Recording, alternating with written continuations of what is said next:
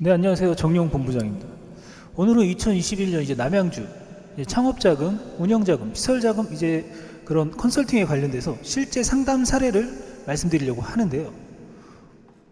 요번에 이제 사업장 만난 대표님 같은 경우는 어떤 사례인지 한번 말씀드리도록 하겠습니다.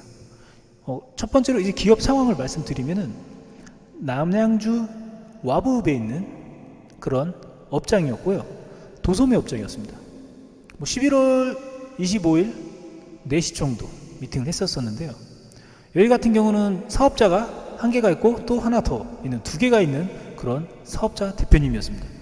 거기서 한 사업자 같은 경우는 이제 매출을 10억에서 12억 정도 하고, 그리고 한 사업자는 신규로 이제 사업자를 등록하고 매출을 이제 옮기는 그런 과정의 사업자 대표님이었습니다.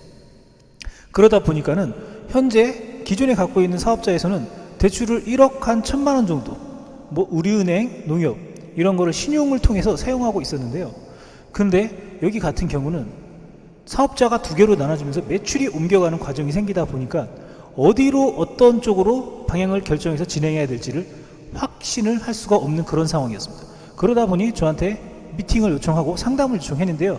그래서 제가 방문 드려서 어떤 방향이 괜찮은지 말씀드리고 상담을 해드린 그런 케이스입니다.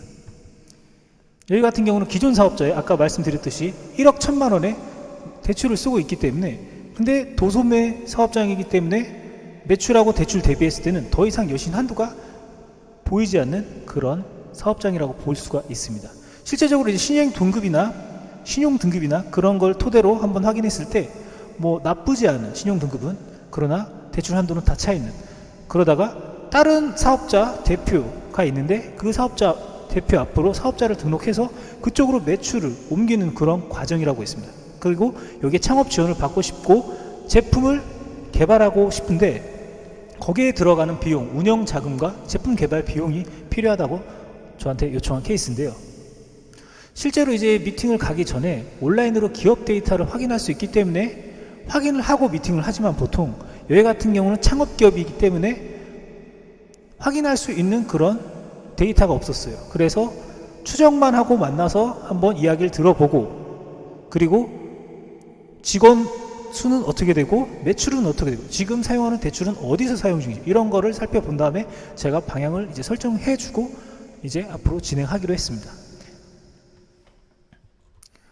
한 사업자에서 이제 신규 사업자로 등록을 하고 그쪽으로 매출이 한 10억 이상이 지금 만들어지고 있는 상황이기 때문에, 그러면 아까 전에 기존의 사업자는 매출이 원래는 18억 하다가 10억으로 줄어드는 그런 케이스고, 새로 신규로 등록한 사업자는 매출이 없다가 10억으로 늘어나는 케이스이기 때문에 이런 경우에는 10억으로 늘어나는 그쪽으로 방향을 잡고 진행을 해야 되는 게 맞다라고 볼 수가 있는 거죠. 그러면 창업 자금이고 어떤 운영 자금이고, 아니면 여기 같은 경우는 이제 사업자 대표가 20대이기 때문에 청년에 관련된 지원을 받을 수가 있다라는 거죠.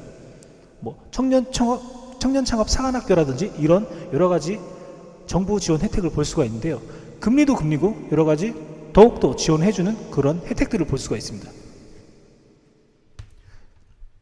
여기는 식품 관련 계통의 사업자 대표이자 생활용품, 키친타월이라든지 물티슈, 휴지, 그런 용품들 있지 않습니까? 그런 거를 이제 만드는 그런 사업장이었는데요. 아무래도 여기는 특이하게 이제 20대였고 한 명은 20대 중반, 사업자를 기존에 갖고 있던 대표님은 20대 중반이었고 한 명은 20대 후반, 이제 좀 있으면 30 초반이 되는 거죠. 그런 대표님이었어요.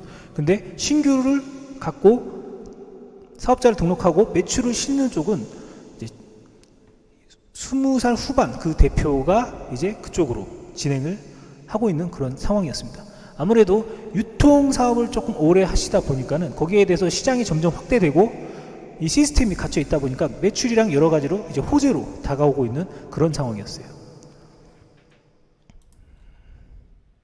한쪽으로 이제 사업자를 새로 내고 크게 키우려고 하다 보니, 이런 캐파를 늘리려고 하다 보니 한쪽에 원래 기존에 있던 사업자는 매출이 줄어들 수밖에 없었고, 그러면 매출이 줄어든 곳에는 더 진행을 하려고 해도 더 이상 이제 뽑을 수 있는 여신 한도가 없기 때문에 그렇게 하는 것보다는 신규 여기 등록한 곳에서 진행을 하자고 제가 말씀드리고, 대출이 어떤 사업자로 받아야 되는지, 직원은 뭐 한 명이 등록돼 있다고 하더라고요.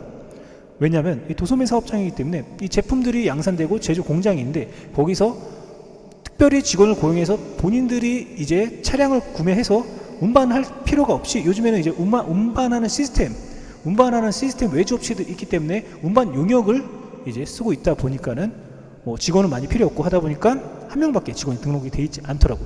그렇다고 해서 뭐 크게 문제 있는 건 아닙니다. 어쨌든 크게 나쁘지 않은 상황이었는데요. 그런데 이제 자사 제품을 만들어내고 OEM을 양산하고 있지만,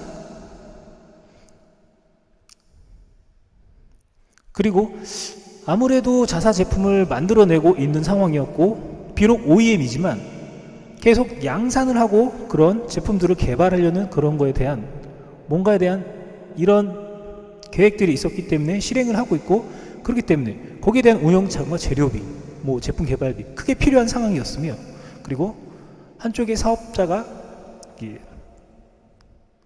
성장을 하고 있다 보니까는 진행 방향을 그쪽으로 잡아들이고, 한쪽에서 이제 기존 사업자는 공단으로 해서 2%대로 1억을 진행을 하기로 방향을 잡고, 다른 한쪽 이제 신규로 키워가는 과정의 그 사업자 같은 경우는 공단과 이제 보증기관을 통해서 1억 5천에서 한 2억 정도, 이 도소매 사업장이지만 매출이 어느 정도 이제 나오고 있기 때문에 그쪽으로 해서 만들어 드리기로 방향을 잡고 말씀드렸습니다.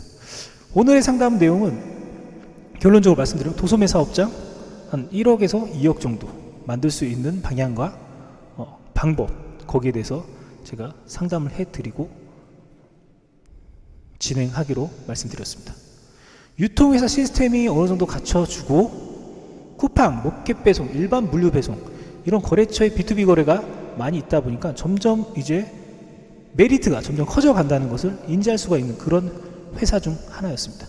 내년 1월에 맞춰서 컨설팅을 진행하기로 하고 상담을 마치게 됐습니다. 감사합니다. 궁금한 점이 있으시면 언제든 댓글 남겨주시기 바랍니다. 감사합니다.